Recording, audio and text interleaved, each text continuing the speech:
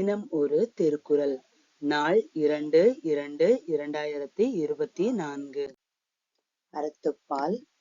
நேத்தார் பெருமை. உரனென்னும் தோட்டியான் ஓரைந்தும் காப்பான் வரனென்னும் வைப்பிற்கோர் வித்து.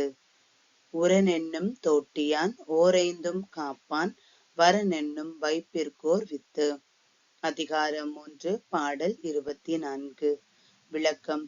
வைராக்கியம் என்னும் அங்குசத்தால் 5 இந்திரியங்களான மத யானைகளை அடக்கி ஆண்டு உலகத்துக்கு நன்மை உண்டாக்கக்கூடிய தெய்வீக சக்திக்கு இருப்பிடமானவர் மகான்கள். மீண்டும் விளக்கம்.